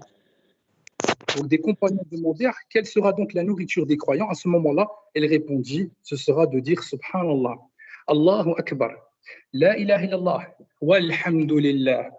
Wa Aïcha radiallahu anha dit alors, où seront donc les Arabes à ce moment-là? Et il répondit, sallallahu alayhi wa sallam, les Arabes à ce moment-là seront peu nombreux. Vous avez entendu là? À ce moment-là, le peuple arabe, ils seront peu nombreux. Voilà qu'il est aujourd'hui, maintenant. Ils sont beaucoup. Non? Non, Saïd. Alors, qu'est-ce que de par ce hadith qu'on ne vous explique pas sur YouTube et sur les réseaux sociaux, hein, qu'est-ce qu'on en comprend? C'est un hadith rapporté par Ahmad ibn Hanbal dans son Musnad, hadith 23 330. Ils seront peu nombreux. Donc, comment se fait-il, subhanallah, qu'est-ce qui pourrait faire qu'ils sont peu nombreux? Quelqu'un peut me le dire? Les fitnas. Les fitnas précédents. Une grosse guerre. Al-Harb. La guerre. Non, la guerre. Al-Harb. Donc, c'est la guerre, subhanallah, qui va s'en suivre, comme je vous l'ai dit, avec l'Iran, l'Arabie Saoudite, les Émirats Arabes Unis, avec, subhanallah, tous leurs alliés contre l'Iran, l'Irak, le Lebanon, l'Ordon, etc. Au Yémen, et c'est ce qui va faire ensuite que la péninsule arabique sera une poudrière. La diminution des Arabes. Et tout ça, c'est des signes évidents. Claire, mentionne dans l'ahadith, et celui qui a la raison, il va comprendre. Et il ne verra subhanallah ce qui s'ensuit. Ils vont mourir suite à la guerre. Et c'est là où lui, quand il arrive à la guerre, il y aura déjà plus beaucoup de monde. Donc il pourra subhanallah se permettre d'avancer, de venir et de parler, d'essayer, de venir avec ses prodiges. Vous avez vu? Ça devient plus clair pour vous? Naam, Saïd, machallah. Non, Saïd. C'est clair, hein? Là, on parle des Arabes, on n'a pas dit la population mondiale. Hein. On parle des Arabes. Naam. Alors, le Dajjal, il va venir où? D'où? De quelle terre? De quelle terre il va venir, le Dajjal? C'est l'Irak. Irak, Saïd, il me semble. Il va venir de l'Irak, de Basra.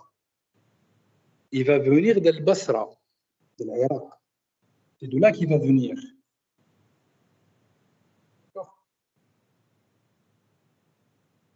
Donc, quand il va venir, subhanallah, de Basra, de l'Irak, et qu'il va remonter, il y aura, subhanallah,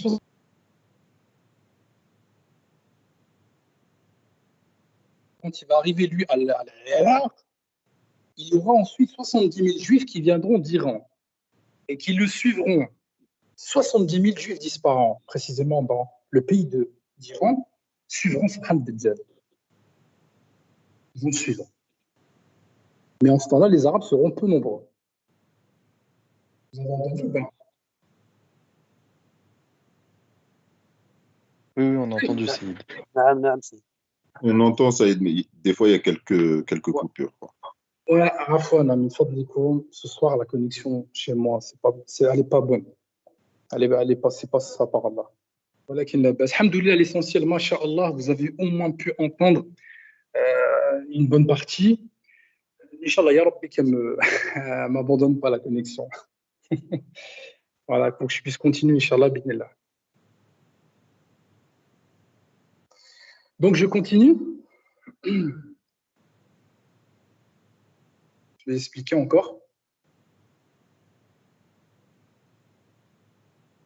À moins qu'il y ait quelqu'un qui veut expliquer, je veux dire, ou qui n'a pas compris, pour qu'on puisse encore clarifier, parce que moi, j'aimerais bien, s'il y a quelqu'un qui veut que je lui clarifie un point par rapport à ça, il n'y a pas de problème, Inch'Allah, binillah. Comme ça, au moins, je prends le temps pour lui expliquer. Voilà, d'accord, ouais, je vois la question.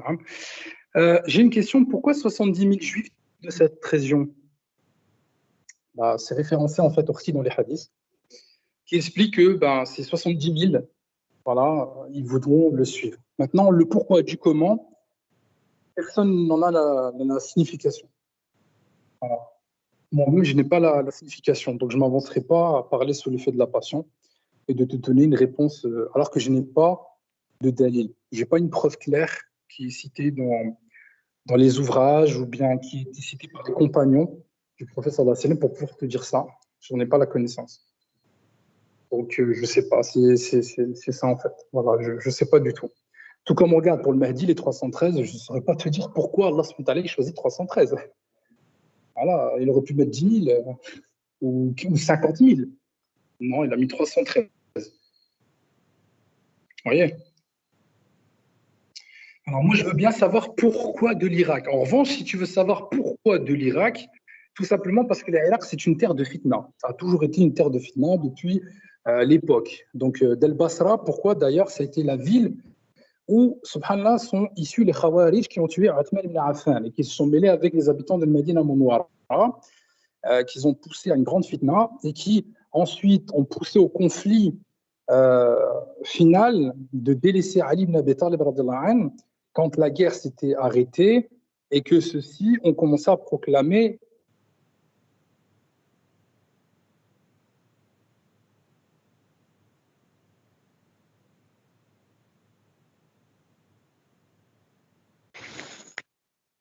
Ça a coupé. Ouais, ça a coupé, non, moi. Subhanallah, je le sentais. Je sentais que ça allait couper. Bon,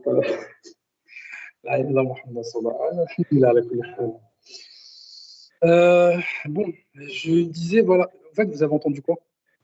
Ce que j'expliquais. Tu as expliqué Tu nous expliquais. Vas-y, Oussama, vas-y. C'est juste par rapport au fait qu'ils viennent de la terre d'Irak, c'était une terre de fitna, justement. Voilà.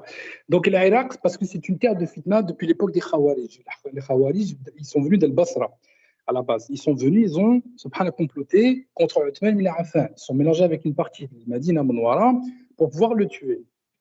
À cette époque, il y avait, Inch'Allah, le fils d'Abu Bakr al-Siddiq, Mohammed ibn Abu Bakr, qui était, subhanallah, ici, présent, et qui a observé cette grande fitna. Et il était rangé, mashallah, du côté de Ali ibn Abi Talib.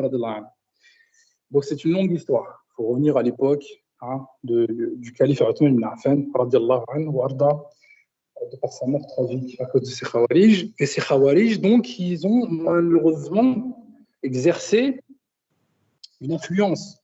Et ensuite, après Ali ibn Abi Talib, radiallahu anhu, suite à la fin de la bataille de Siffin, Ma'a Muawiyah, ce qui s'est passé, c'est que celui-ci voilà, n'a pas accepté subhanallah, ce qu'ils étaient en train de faire. Parce qu'ils se sont isolés à Al-Basra, ils étaient en train de tuer tout le monde, les Khawarij. Ils ne font pas de distinction, les Khawarij. Donc ensuite, ce qui s'est passé, c'est qu'ils ont proclamé en disant La hukmu illa lillah. Nous, on a le Coran, il nous suffit juste le Coran, et on n'a pas de dirigeant, pas de gouverneur.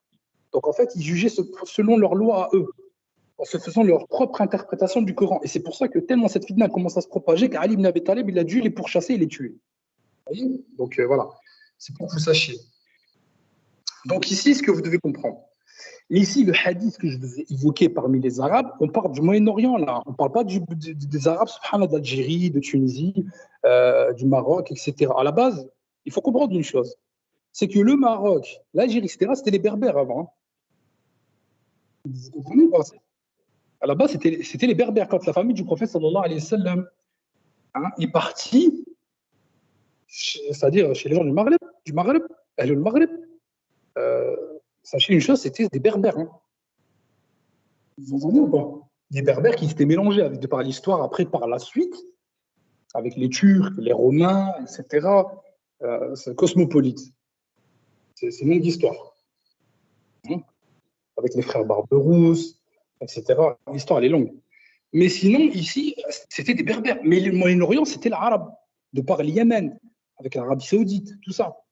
Donc ici, là, on parle de les hadiths là, à laquelle je vous cite, ils feront référence par rapport au Dajjal quand il sera là-bas, parce que lui, il va sortir de là-bas. Il ne va pas sortir du Maghreb ou d'ailleurs. Donc les Arabes qui sont concernés par le hadith, si vous voulez, et j'ai eu raison de vous poser ces questions, alhamdoulilah, parce que si j'avais continué là dans la lancée, beaucoup se seraient fait leur propre tafsir de par le hadith que j'ai évoqué par rapport à la diminution des Arabes. Vous ne comprenez pas?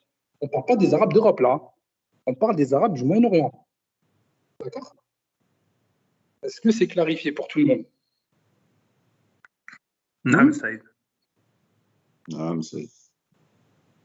Donc ici, tout sera là-bas. Voilà. Est-ce que je peux continuer?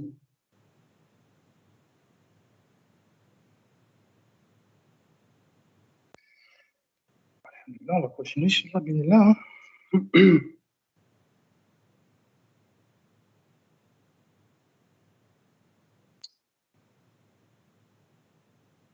Donc, qu'est-ce qu'on peut dire encore subhanallah, sur le Dajjal?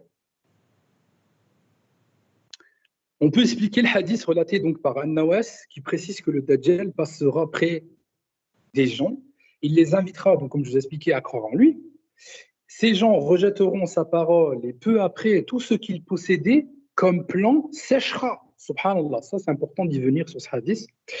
Il a été rapporté dans le Sahih Muslim,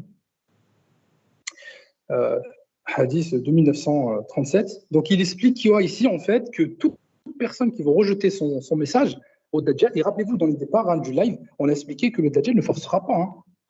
La ikra, hein. Il n'y aura pas de contraintes envers les gens. Ça sera un message sans forcer. Hein. Vous voyez? Tout sera fait en fait intelligemment.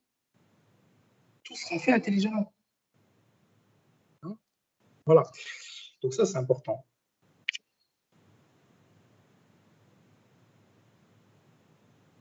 Voilà. Donc alors, on a également expliqué que tous les animaux qu'ils possédaient, ces gens-là, eh ben, ils vont mourir. Ça, c'est Ibn Hajar al-Asqalani qui explique dans Fath al-Bari, tome 13, page 131, donc dans le Fath al-Bari, il expliquait justement que tous les animaux qu'ils possédaient, donc les gens qui vont posséder ça, en refusant le message du Dajjal, ils vont mourir. Qui seront la cause, subhanallah, de la mort de toutes ces bêtes, tout ça? C'est qui en fait? Comment se fait-il que tous ces plantes, ces plantations, tout ça, ils vont disparaître parce que la personne elle a refusé de croire en lui? C'est une terrible épreuve, ça, pour une personne qui est à la fois basse. Elle pourrait croire que voilà, cette personne est vraiment ce qu'il prétend être. C'est-à-dire, en fait, qu'il va, avec son message, il veut dire qu'il est leur Seigneur. Vous voyez ou pas? Hein?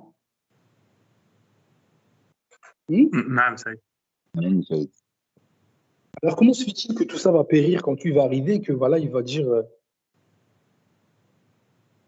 que voilà, suivez-moi, et qu'il va se prononcer en disant voici mon message, et que les gens ils vont refuser, et d'un seul coup, ben, ils n'ont plus de bénédiction en fait, ils n'ont plus rien. C'est une terrible épreuve, comme je suis en train de le citer. Mais comment se fait-il que ça arrivera alors que c'est un imposteur? Vous pouvez m'expliquer? Non, il n'y a pas d'illusion. Après, Allah, hein? C'est une épreuve d'Allah, donc Allah il va éprouver le peuple pour voir comment ils vont réagir. Non, Allah subhanahu wa ta'ala, il ne va pas faire diminuer suite à ce menteur, à cet imposteur.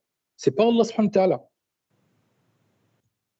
Ce serait pas, après, je sais pas, je le prononce comme ça, mais ce serait pas peut-être une science que les shayatines, les djinns qui entourent le Dajjal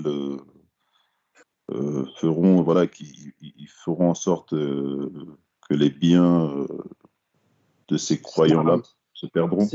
C'est ça, Abdelmalik. Bon, c'est pas exactement ça, mais tu es proche de la vérité. C'est les shayatines.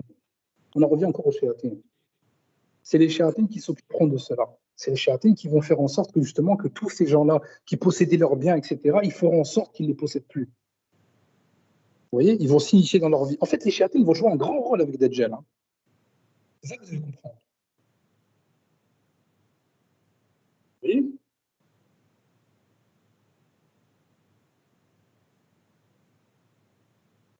Naam, c'est Bien sûr. Oui, les gens qui sont possédés aujourd'hui, ou bien des gens, subhanallah, qui sont atteints de sihr, tout ça. C'est qui a causé tout ça? N'est-ce pas les shayatines?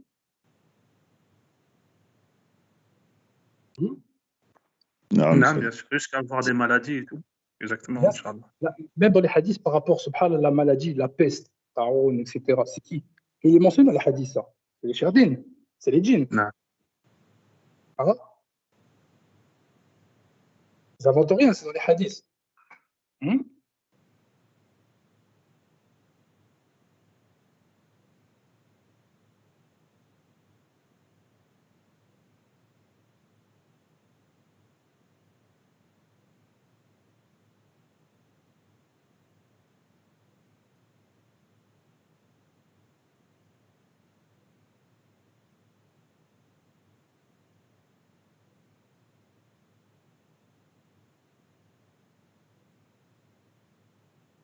Alors, qui a un peu de connaissance pour expliquer ça?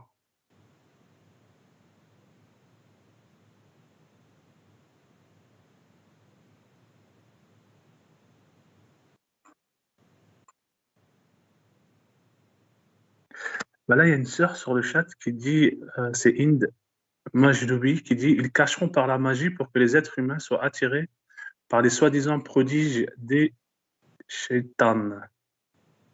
C'est ça, Bah, le shaitan. en fait, ce que vous devez comprendre, c'est que les shéatines vont faire des visions noires, mais ça, ils l'ont toujours fait. Il suffit juste de voir, subhanallah, les sorciers que vous voyez aujourd'hui, comme par exemple Dynamo. Vous tapez Dynamo, ce sorcier magicien, vous tapez subhanallah, David Copperfield, etc. Je ne sais plus comment il s'appelle celui-là. Vous tapez énormément de ces charlatans, de ces sorciers, hein, et vous allez voir ce qu'ils ont été capables de faire. En revanche, pourtant, ce sont les illusions faites par les shéatines. Tout ça, ça sera al-ghurura, c'est-à-dire c'est l'illusion. Si vous prenez au Yémen, il y avait une histoire d'un repenti, c'est-à-dire un sorcier repenti. Il avait expliqué justement que lui-même, il travaillait avec les shéatines. Et celui-ci, il expliquait que quand ensuite il a voulu se défaire de tout ça, et il a compris à partir de quand. Il avait dit, il avait fait un spectacle. Il avait fait un spectacle, et quand il faisait son spectacle, à un moment, il avait mis le couteau au niveau du ventre, et les shéatines, il expliquait comment il faisait. Il faisait en fait une vision à tous les gens qui étaient présents. Et tout cela, subhanallah, est ensorcelé. Donc il pensait que c'était vraiment réel. En revanche, lui-même, il expliquait que les shéatines venaient, se mettaient du côté de son ventre, hein, et faisaient en sorte que le couteau ne le touche pas. D'accord? C'est choquant. Hein. Toi, tu vois la vision. Donc tu vois que le couteau, il transperce vraiment son ventre. En revanche, il n'y avait rien de tout ça. Donc il se mettait des coups de couteau, tout le monde voyait ça, mais en vérité, il n'y avait rien. Et ensuite, subhanallah, qu'est-ce qu'il avait raconté? Il a raconté qu'il y avait, subhanallah, un jeune qui était rentré, subhanallah, et qui passait par là et qu'il était en train de lire le Coran al-Karim. Quand celui-ci a lu le Coran al-Karim, les shayatines, subhanallah, ont commencé à fuir et ils l'ont abandonné car ça a eu un impact sur eux, ils ont eu mal. Et là, subhanallah, la magie s'est estompée. La magie, vous avez bien entendu, elle s'est complètement estompée. C'est-à-dire que ça n'avait plus aucune utilité. Vous voyez ou pas? Hein? Les shéatines avaient déserté. Et c'est là où, subhanallah, vous vous rappelez Al-Qur'an, encore une fois, Al-Karim, quand Rabbi subhanahu wa ta'ala, il raconte l'histoire, hein, avec Moussa alayhi salam, Pharaon, et justement ceux qui accompagnaient Pharaon. ماذا يقول الله سبحانه وتعالى؟ Qu'est-ce qu'Allah Azza wa Jalla dit dans le Coran? بعد أعوذ بالله السميع العليم من الشيطان الرجيم بسم الله الرحمن الرحيم وقال فرعون ائتوني بكل ساحر عليم فلما جاء السحرة قال لهم موسى ألقوا ما أنتم ملقون فلما ألقوا قال موسى ما جئتم به السحر إن الله سيبتلوه إن الله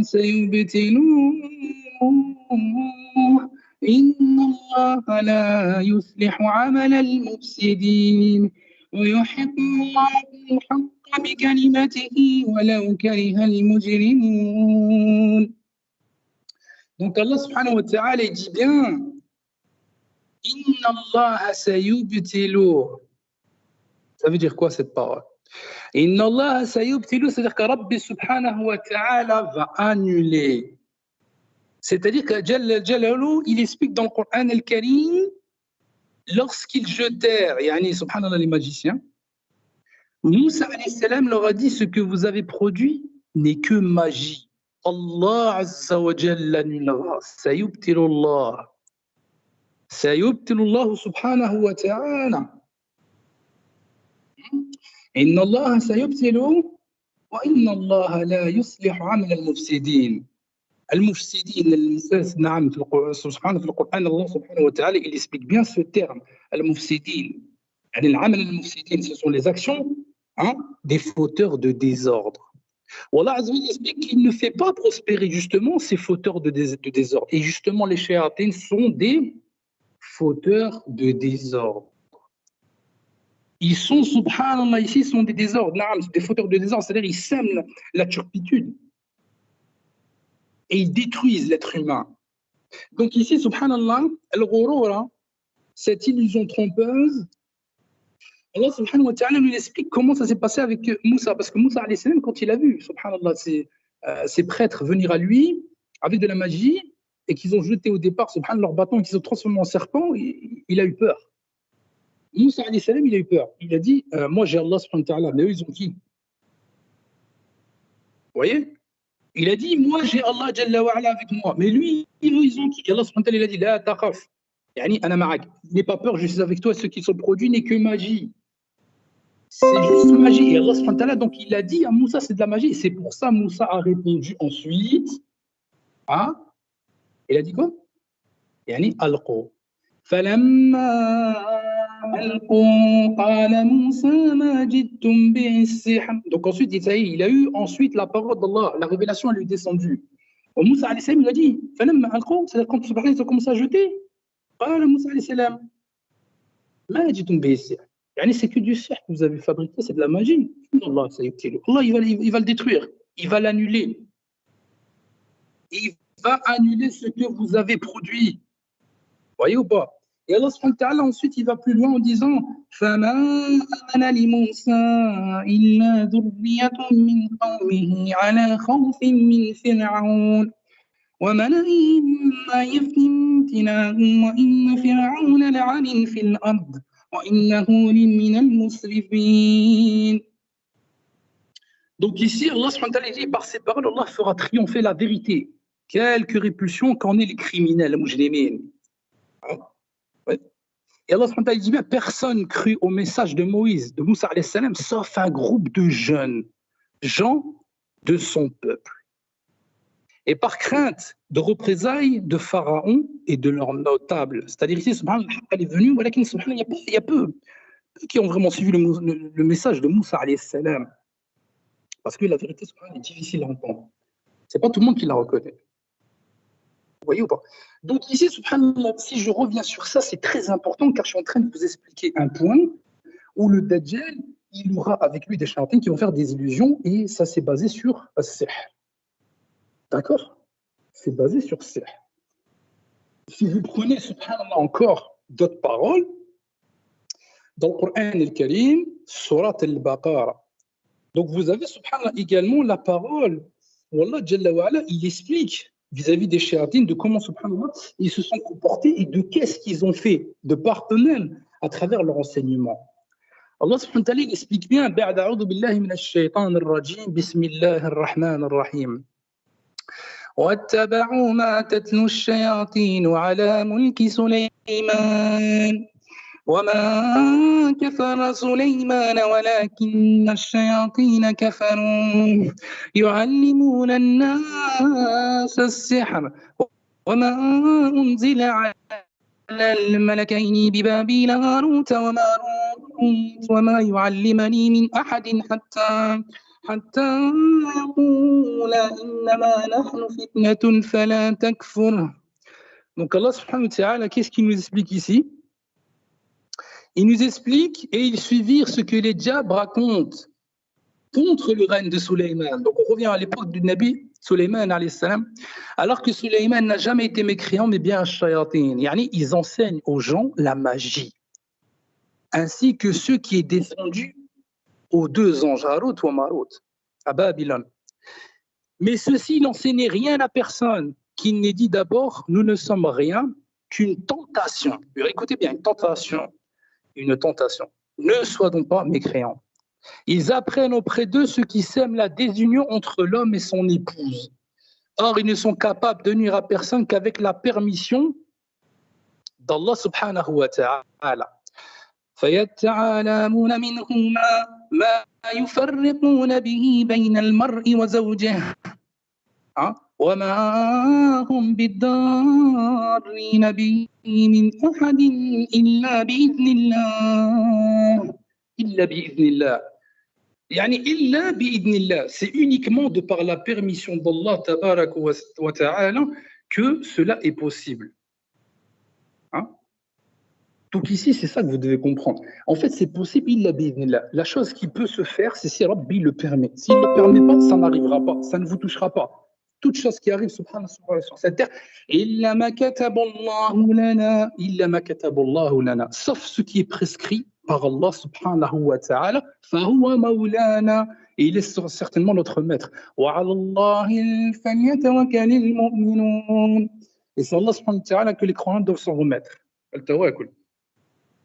Donc ici, rien n'arrivera, subhanallah, uniquement de parce que Rabbi Azza wa Jalla le voudra. Donc les gens qui seront confrontés à cette épreuve, ils devront tenir. Ils devront, masha'Allah, tenir et lui, subhanallah, Dajjal va venir avec les shayatines. Ils leur feront des illusions. Mais si dans ton cœur, tu as vraiment, alhamdulillah, al-yaqin, hein, alors qu'est-ce qui s'en suivra?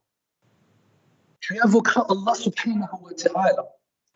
Tu vas faire du dhikr. Tu vas commencer à l'invoquer et lui demander une protection. D'accord? Parce que Allah subhanahu wa ta'ala, fahuwa hasbuk. Fahuwa hasbuk, c'est-à-dire que Rabbi subhanahu wa ta'ala, il te suffit comme protecteur. Hein? Qul hasbi Allah wa ni'mal wakil. Comme قال ما شاء الله Ibrahim alayhi salam, quand Nimrod l'a mis dans le feu, qu'est-ce qu'il a dit? Hasbi Allah wa ni'mal wakil. Allah subhanahu wa ta'ala me suffit, alors que les gens sont venus subhanahu lui demander pour le secours, pour l'aider. Il a dit Allah subhanahu wa ta'ala me suffit. Yakrani Allah subhanahu wa ta'ala. Naam. Et donc face subhanallah à cette situation qui sera compliquée, qu'est-ce que le Nabi sallallahu alayhi wa sallam il nous recommande de faire? Et c'est là où c'est tout important. Parce qu'en fait, les gens, quand ils vont voir Dajjal, ils vont croire qu'ils vont le reconnaître. Dajjal, subhanallah, n'est pas borné tout de suite. Il ne le sera pas tout de suite. Sachez-le. Quand les gens vont regarder Dajjal, l'apparence, subhanallah, sera préservée par les shayatines. Les shayatines lui donneront une bonne apparence, car les shayatines connaissent les hadiths qui disent subhanallah, que Dajjal, il est borné. D'accord? Ils savent tout ça. Donc, ils lui donneront une bonne apparance, jamila, une belle apparence. Et ça, c'est ça, subhanallah, trop pris. Donc, les gens, ils vont voir le Dajjal avec cette belle apparence, ils vont commencer à regarder, ils vont dire, mais attends, c'est pas écrit Kev sur son front, il n'est pas borné. Et là, ils seront trompés. Ils vont dire, ah, peut-être que c'est lui. Et c'est là où la nécessité de réciter Surat al-Kahf. Surat al-Kahf, l'illusion disparaîtra. Quand vous dites, أعوذ بالله السميع العليم من الشيطان الرجيم بسم الله الرحمن الرحيم الحمد لله الذي أنزل على عبده الكتاب ولم يجعل له عوجا قيما لينذر بأسا شديدا من لدنه ويبشر المؤمنين الذين يعملون الصالحات أن لهم أجرا حسنا ماكثين فيه أبدا وينذر الذين قالوا اتخذ الله ولدا ما لهم به من علم ولا لآبائهم كبرت كلمة تخرج من أفواههم إن يقولون إلا كذبا إن يقولون إلا كذبا يعني فلا علّاك باخع نفسك على أثارهم إلا يؤمنوا بهذا الحديث أسفا إن جعلنا مع الأرض زينة لها لنبلوهم أيهم أحسن عملا وإنا لجاعلون ما عليها سعيدا جرذا أم حسبت أن أصحاب الكهف والرقيم كانوا من آياتنا عجبا إذ أوى الفتية إلا الكهف فقالوا ربنا آتنا من لدنك رحمة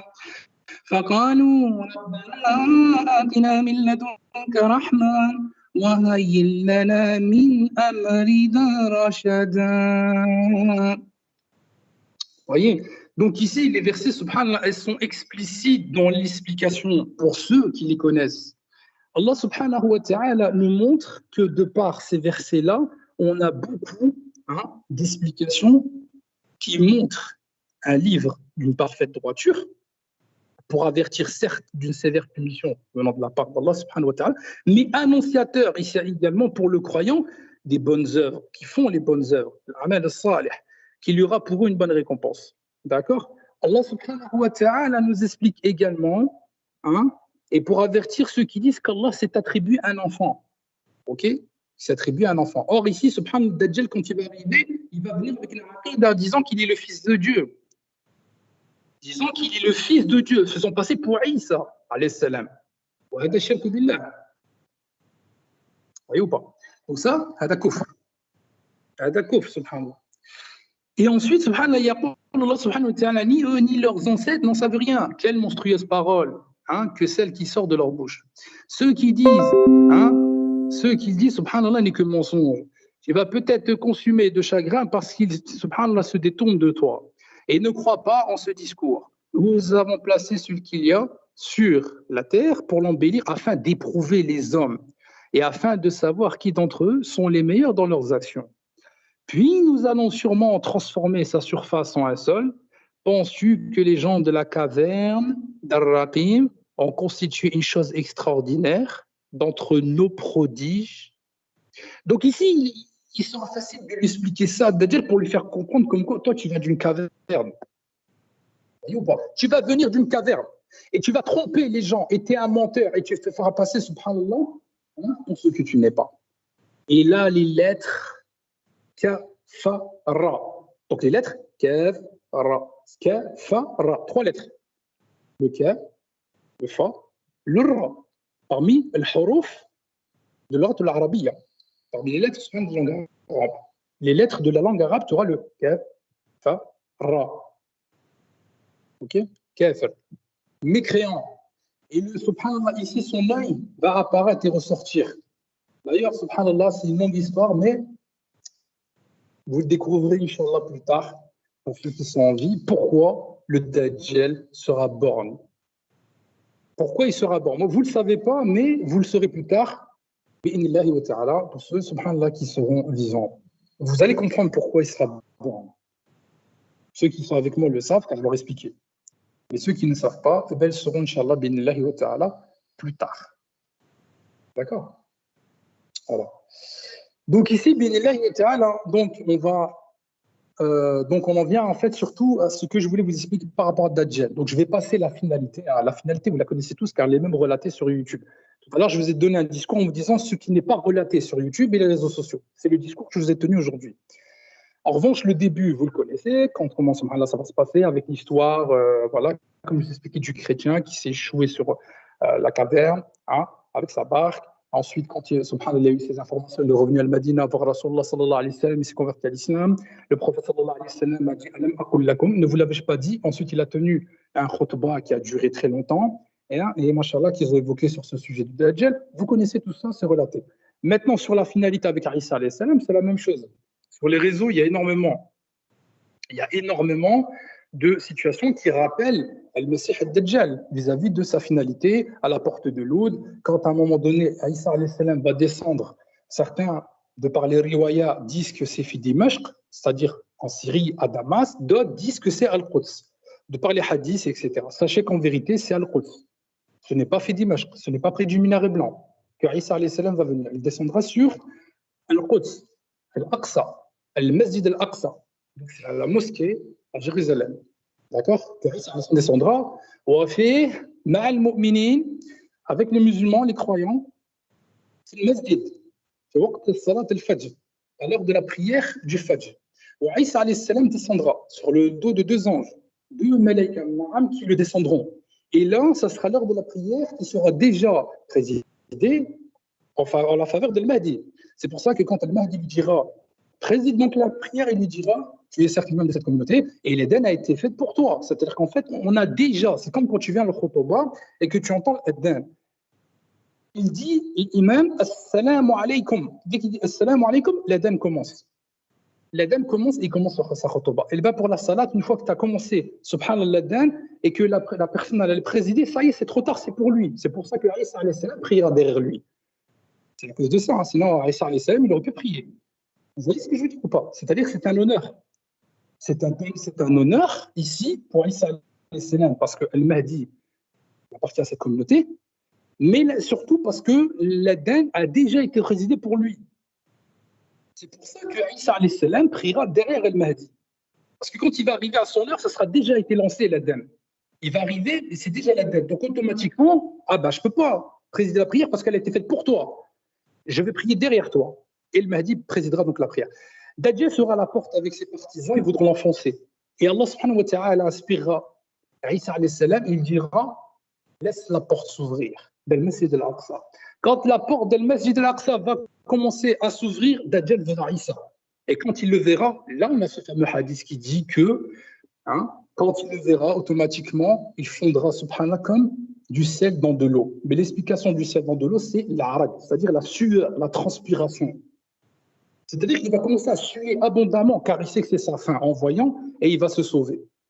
Et il sera rattrapé par Isa alayhi salam, al-Mahdi et ses partisans, et c'est bon, c'est sa finalité. C'est-à-dire que la lance le transpercera, et voilà, le Dajjal mourra, ses partisans avec lui. Les autres qui seront présentés et qui seront dans les alentours, ils vont subir ici, non pas une agression, non. Isa alayhi salam n'est pas ainsi. Mais il détruira la croix, cette fausse croyance qu'ont les chrétiens, il parlera avec eux de la meilleure des façons et il leur citera ce qu'ils avaient menti dans les ouvrages, c'est-à-dire de l'Injil, le Torah ou l'Injil, de la Torah et de l'Injil, l'Évangile. Et c'est ainsi, subhanallah, qu'ensuite ils vont croire en son message. Comme il est dit dans le Coran al-Karim, il n'y a personne qui ne croira pas, subhanallah, à son message avant sa mort. Or, Isa alayhi salam n'est pas mort, ils ne l'ont ni tué ni crucifié. C'est un faux semblant, comme Allah subhanahu wa ta'ala explique dans le Coran al-Karim.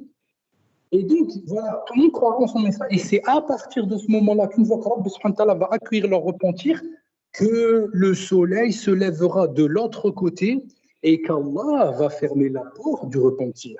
Et plus aucun repentir ne sera agréé. Comprenez maintenant la sagesse d'Allah Azza wa Jal?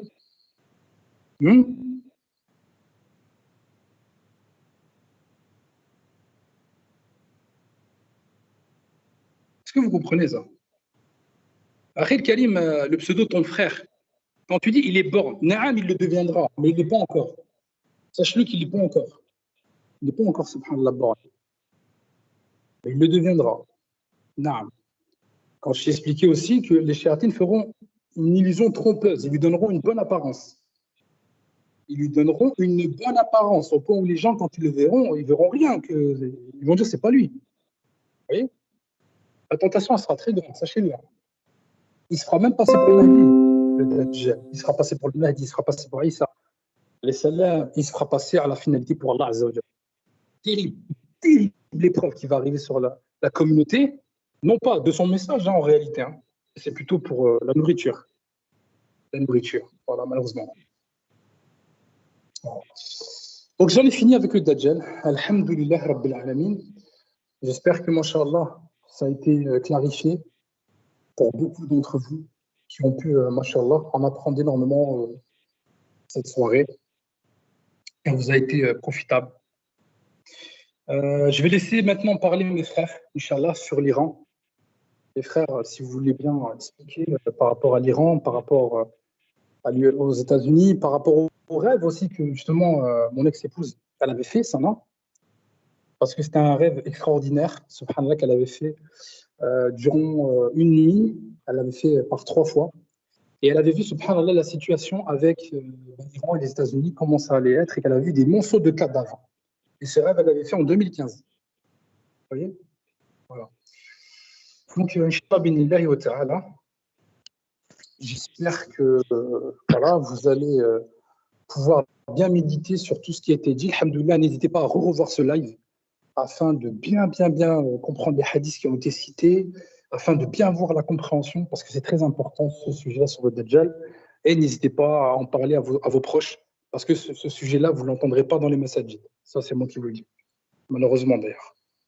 Voilà, donc je vous dis, hayakum Allah.